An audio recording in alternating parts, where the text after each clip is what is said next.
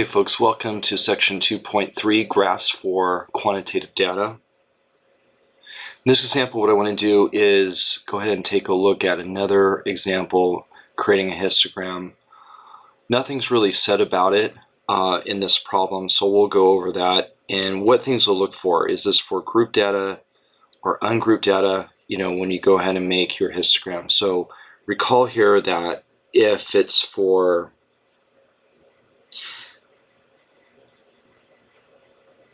this is for grouped,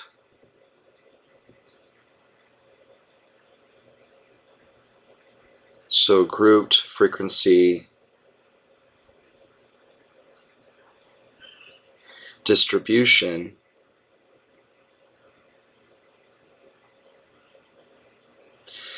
basically implies that you're going to have to use, so let me just go back here, use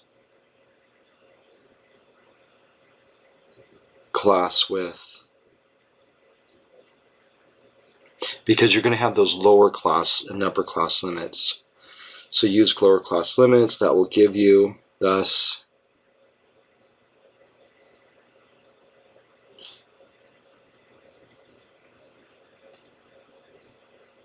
lower and upper limits.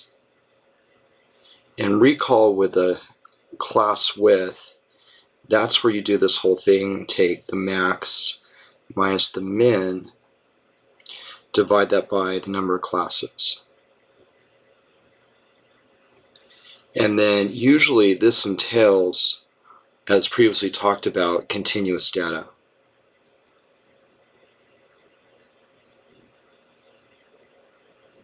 You can also do this as well for discrete. So both are very useful, but the more common is continuous data. Excuse me. Now on the other hand here, for ungrouped data, there's not going to be, put that here, so I'll just go select, go with, just put a U in there, and then we have for ungrouped. This means that there is no class width.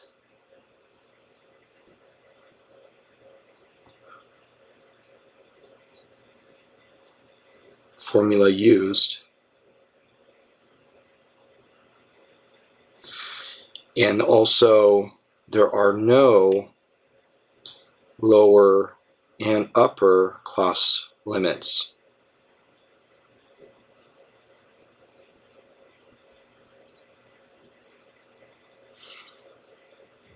And usually this entails discrete data. So it's kind of a hierarchy in that way, that for group frequency distributions, you can do that for both continuous or discrete.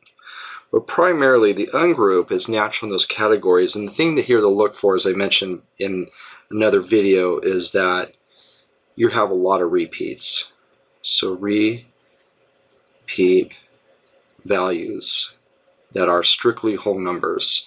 And that'll be a key there, that would be naturally better to create a histogram for ungrouped than for grouped. So I went over those previous examples, the last two. What I'm going to do is, maybe I'll leave this here in the notes for you folks, I'm not sure, or erase it. Probably better just to leave it and move on here. But what I want to do, going back to this example, just look at this, and then we'll go ahead and pull this out and then talk about, is this going to be grouped or ungrouped here. Okay, so it says in the following data, the shoe sizes for 50 male students. And there, to go back, I realize it did say at the top, or the beginning of section 2.3, that the minimum requirement would be 100, but for all purposes, we're just going to start off with smaller sample sizes and eventually do that by hand, and then use technology to do that for us in creating these histograms. It says the sizes are continuous data, okay, which the shoe size is measured. Construct a frequency histogram, done, choose 6 bars. So here it is here. when it says that they want the 6 bars and going along with continuous, where is it here? Continuous data, that eludes that they want 6 classes, and you're going to have a lower and upper. The idea of 6 bars is also a key word for 6 classes. They're both kind of interchangeable. Just the idea of bars is how many bars of the graph you're going to have from a graph purpose, but the classes goes along with the frequency distribution, the table basically.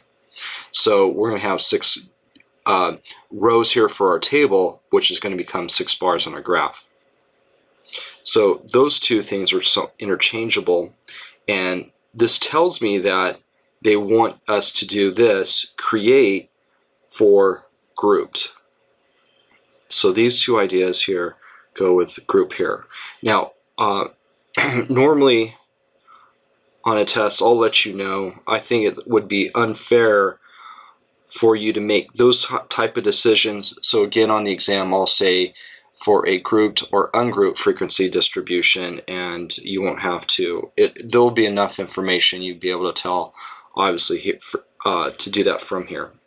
So even looking here in the data, you have a bunch of 0.5s and 10s, like, for the purpose of ungrouped, those classifications, like I did an example for the number of books purchased, they're strictly whole numbers, there's no decimals there. So that's my little overview of that. We're going to go ahead and make a frequency histogram. Notice that here also in the language it doesn't say anything about relative frequency histogram. So I don't have to produce that type of y-axis, I can just leave it as frequencies. So let's go ahead and here we're going to go ahead and produce the table for this, and then form that table, class boundaries, and then produce our histogram. So this type of problem is from beginning to end. It's probably going to be a 30-minute thing, but it'll be evenly paced out. You can go back over it again, but this is just a third example of how to create a histogram. The reason why I'm going over these is that for the first exam, I'm going to have you make these by hand and turn it in. So there'll be a question on the test, say, hey, please, on a piece of paper, produce the histogram, and then go ahead and upload that assignment. So, and we'll be working on that this coming week with the study guide. So coming up pretty soon. All right, so let me go ahead and add another page here. So the next step is to go through those steps to create the frequency distribution for this grouped situation here. So let's go ahead and do that. And if you don't remember, those are those 8 or 9 steps that I went over back at I think the second video I did on this section. So the first item there is the, or step 1. So let me do here for grouped data, for grouped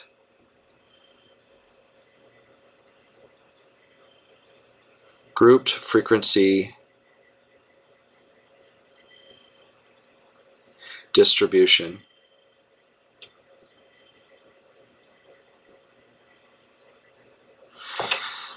That first step there is order the data.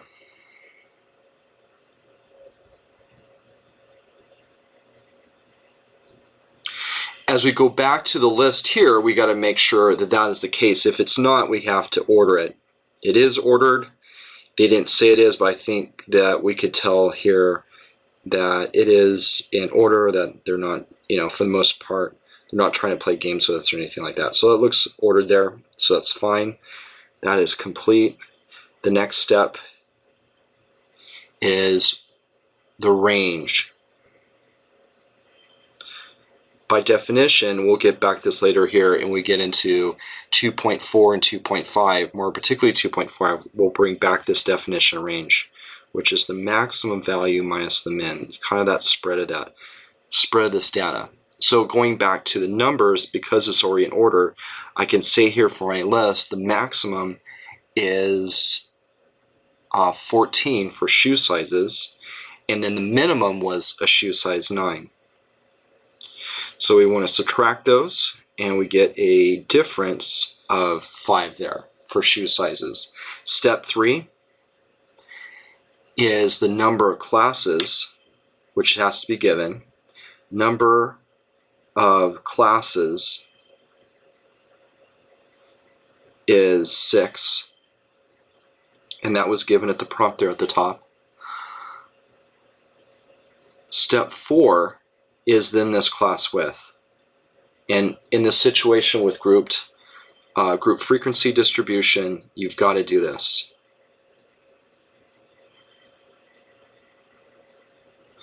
It's the range divided by the number of classes. And then when we're done with that, we get to go ahead and make a decision about rounding up.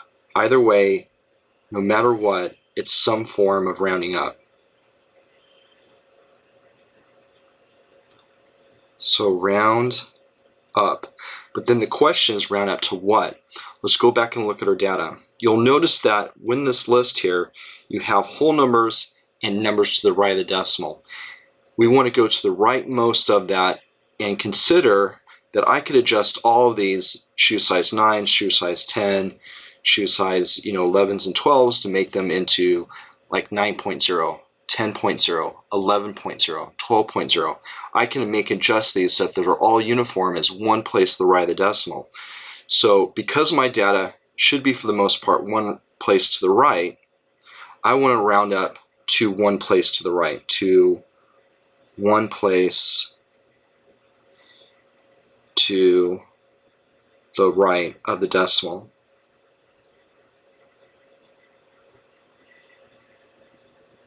You'll see what I mean there by rounding up. So let's go ahead and do that here. We're going to take our range, which is 5. So 5 divided by 6. Okay, it's not going to be too bad, but let me grab a calculator just to do that. And you notice that we're going to have this repeating 3's in here. So again, 5 divided by 6, simply get 0.83 repeating. The repeating 3's there. So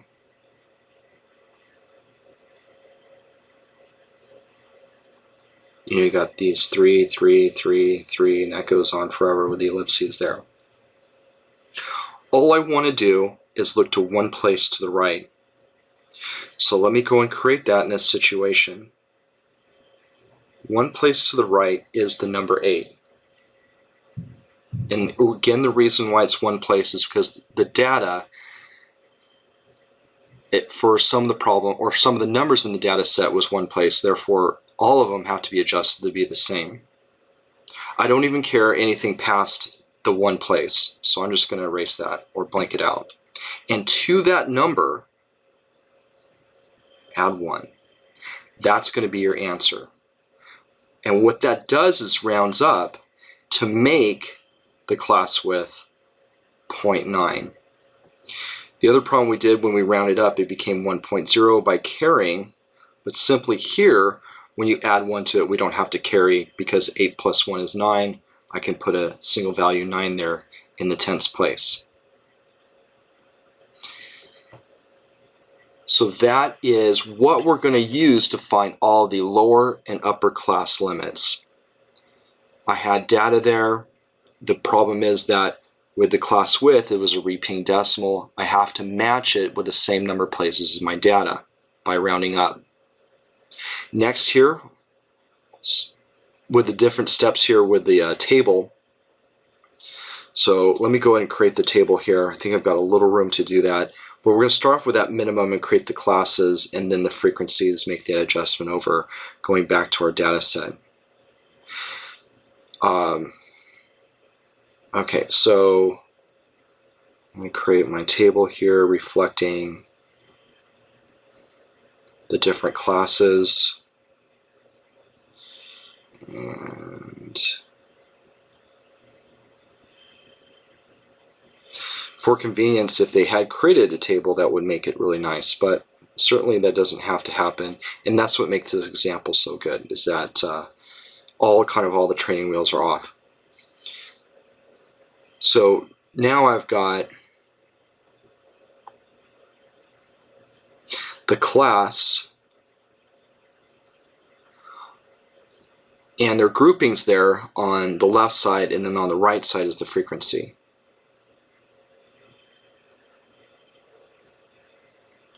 For time and purposes, for the rest examples we're going to look at, I'll provide you with this frequency distribution for grouped or ungrouped. But let's go here. The first number here on the top, recall, in the other example is going to be the min. And for this one, it's shoe size 9. Take your class width of 0.9 and add going down. Don't go across. So the next one would be 9.9.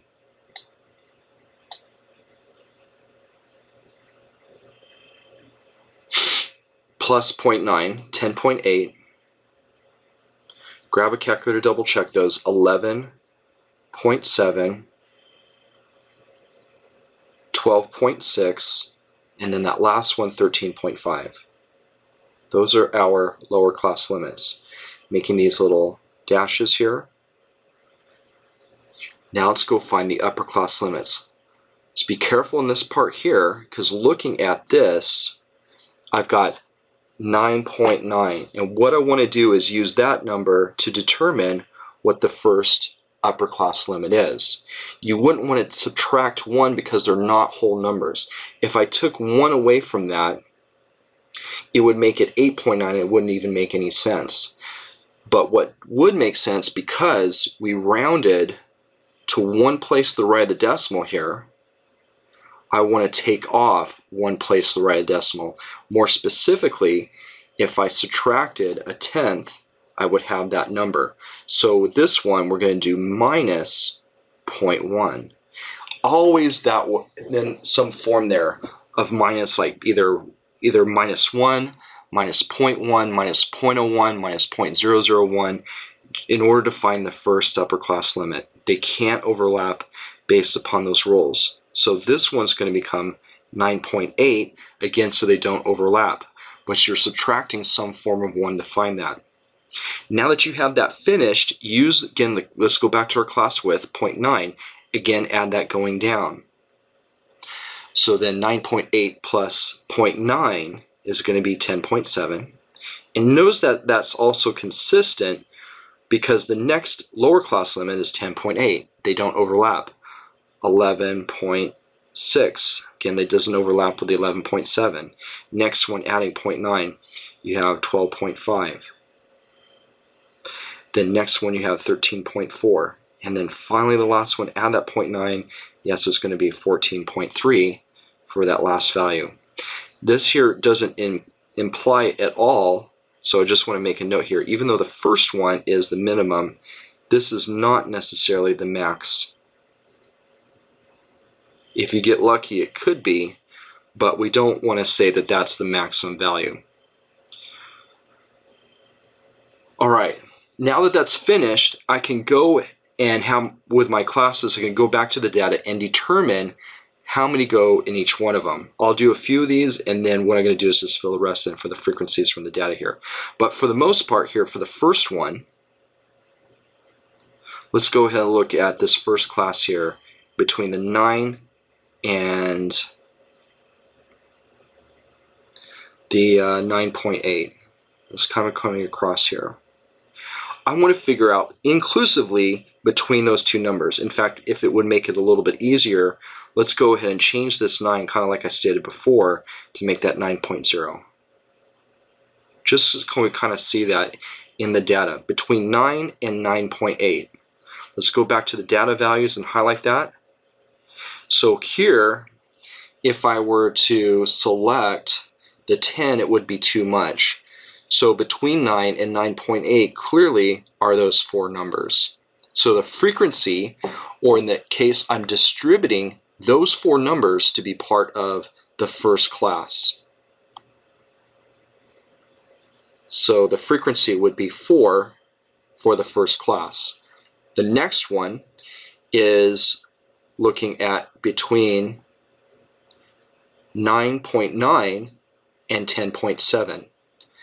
We don't have a 9.9 in the list, but we do have 10s. So that fits it. In fact, there's a lot of numbers, I even have to zoom out here, that fit that case scenario. Make that smaller.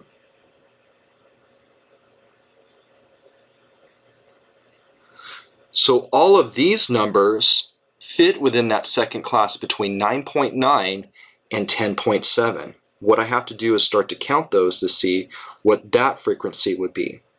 Starting with the first 10 here, that's 1, 2, 3, 4, 5, 6, 7, 8, 9, 10, 11, 12, 13, and 14. So there are 14 values from the sample that belong into the second class.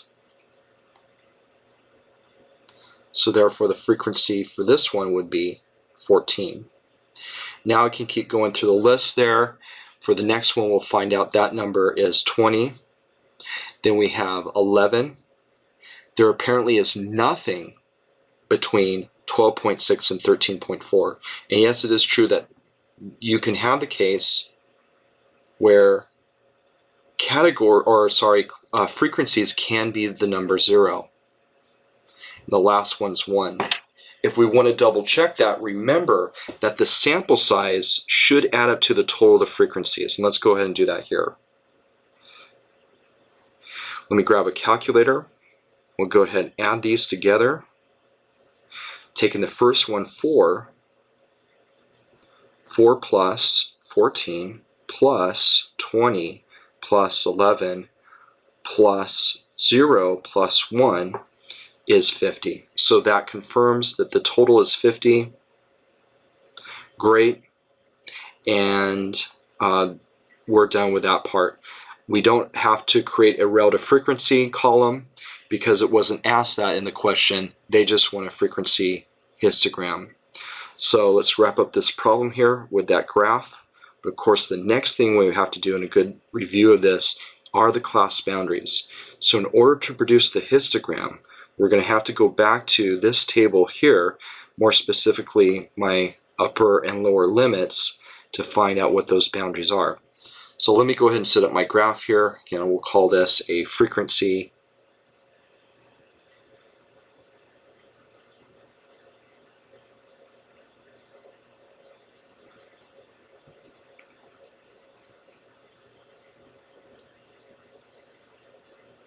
histogram.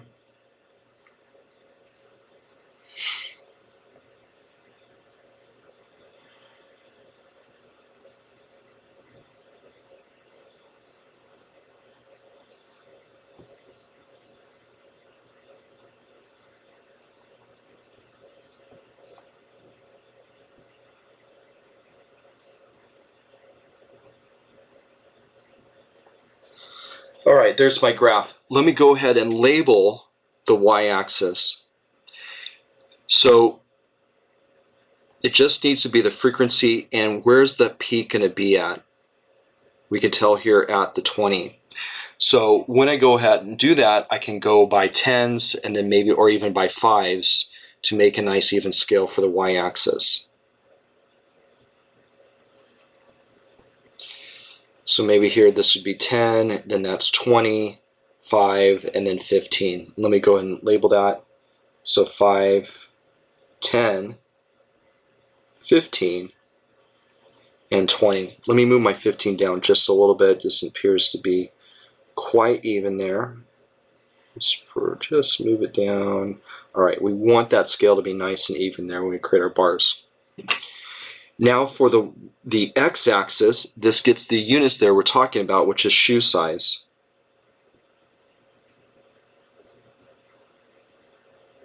And those would be units. So the y-axis is the frequency, the x-axis is that, like this section, that quantitative data. But those have to be class boundaries. Let's go back to this list here now that we're done with the frequency distribution.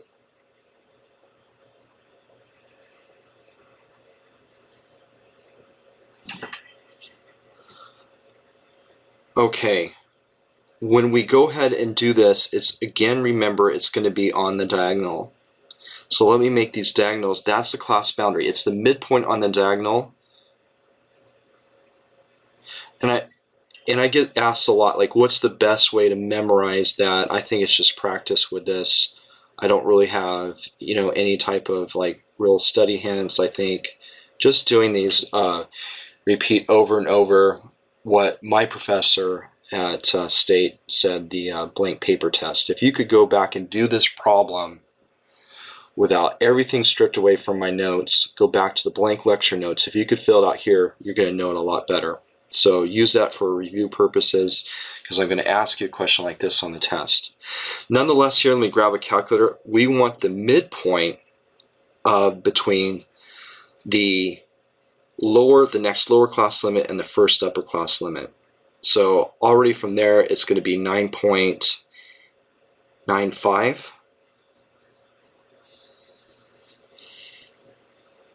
And I don't think that makes sense. It should be 8.5. But anyway, I'm second guessing myself.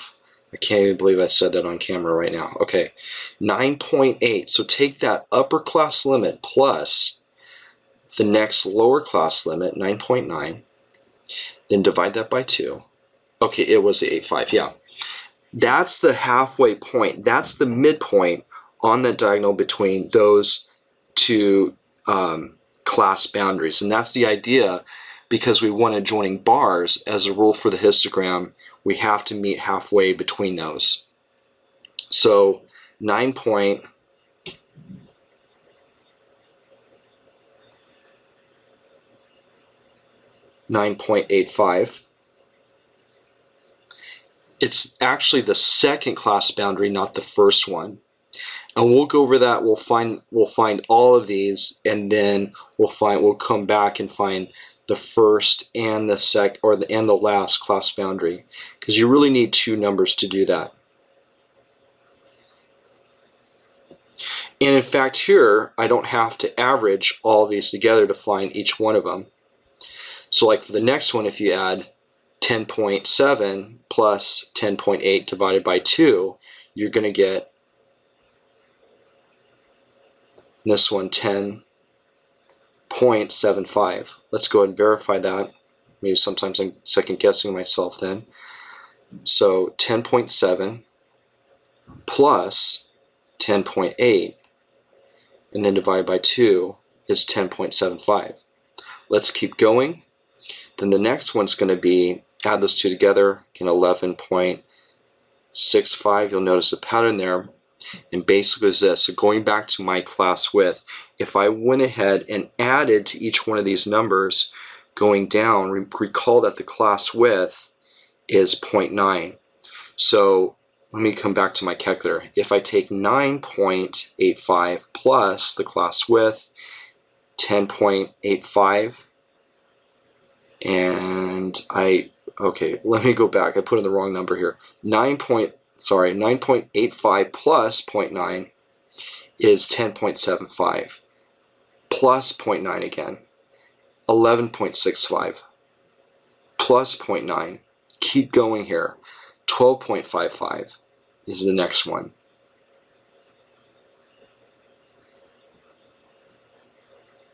So all again, use that class width there, 13.45.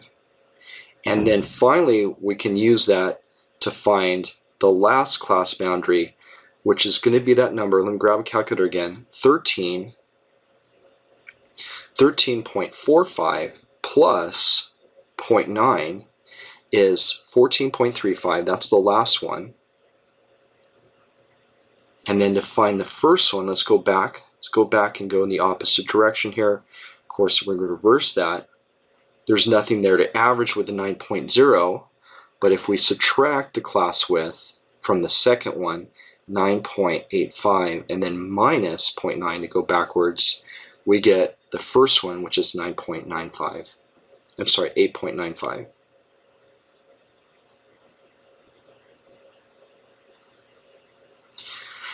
And that is all the class boundaries. This is what goes on the x-axis. I could do this over and over and over again. You're not going to get it until you start to practice, again, doing the blank paper test. So when I get done with my histogram, stop the video, go back to my blank lecture notes for the section, and rework this one 2, 3, 4 times. you'll know what I'm talking about, and then you go practice more of this stuff when we get to the study guide this coming week. So let me write these numbers down here. Each one of the class boundaries needs to go on this x-axis, and we can start even here in the corner with that first one, with the 8 point. Let me zoom in here. 8.95 is that first class boundary.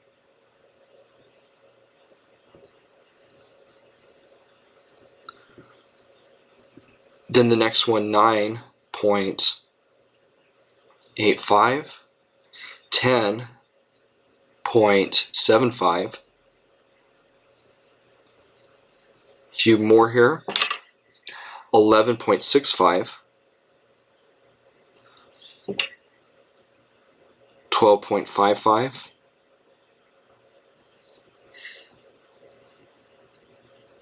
13.45. And last 14.35, the last class boundary.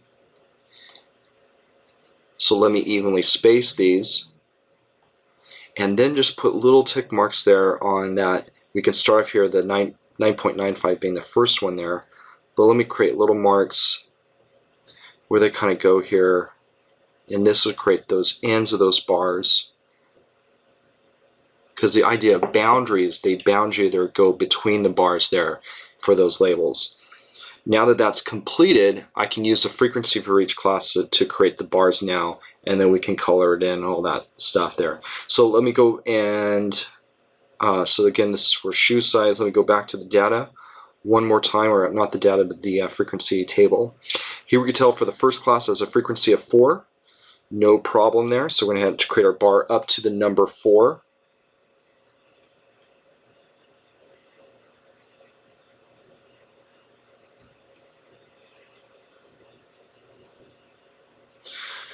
All right, that is the first bar. And the next one's a little, this is the adjustment here in the program with the line, kind of just bothers me. There we go. Okay, next one is a 14. So it's going to come up here on this right side of the bar, come all the way up. Again, they have to be adjoining. And then right here, looks pretty good. And then we'll come across, and that's going to become the next one, again at 14. Next one a little bit higher there at 20 for class number 3. Again, come up the right side of that previous bar. Again, the right side of the current one, then just come across here. So that is bar number 3. If you want to label these frequencies, you can. 4, 14, 20, you don't have to do that. Next is 11. 11 just comes again off the right side of the previous one. Just kind of come off there and bring that up. Great, so that is our 11 bar there for that next class, and then we've got a 0, and basically a 0 we're going to leave it blank for that frequency. So between the 12.55 and the 13.5, I don't 45, I don't have to do anything, but the next one comes up just a little bit higher there at a 1, so we'll just call it there between those two marks, and that will do it for our histogram. Let's go ahead and color this in, and then talk a little about the distribution. So here's our first bar at 4. Next one is at 14.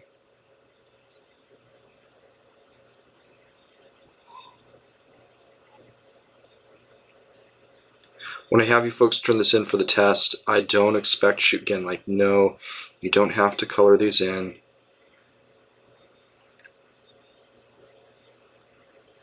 There's something, you know, I like to do kind of mindless sometimes. Make it all nice.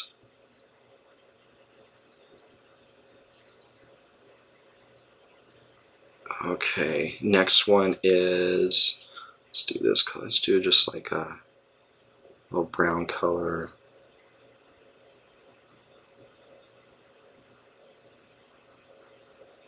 All right, and then one more. We'll just go with pink here, or maybe purple.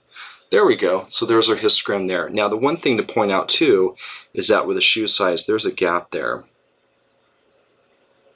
And gaps may suggest some things about this. Now we don't have at least that sample size of 100, so I can't make positive conclusions here with it, but this may suggest that there's a divide between people that are below that size, like 13, and then people that fit another category that have the taller feet, the bigger feet there, and maybe there's two populations. So if there's gaps there in the frequency, your histogram or relative frequency histogram, that again that would suggest that's probably a bimodal distribution.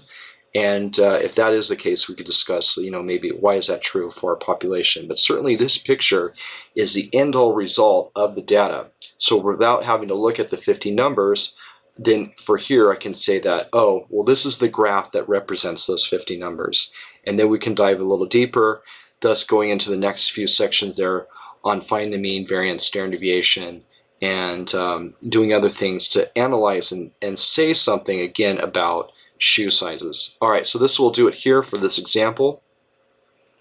What we did here, we went from the very beginning, from the data, determined is this for grouped or ungrouped, created our frequency distribution, we determined it was for grouped, and then went ahead, filled out our histogram, our frequency distribution, and then finally our histogram to finish out the problem. This is the ultimate here. If you can do this, you know your histograms pretty well. All right, so let me conclude here for 2.3 on graphs for quantitative data.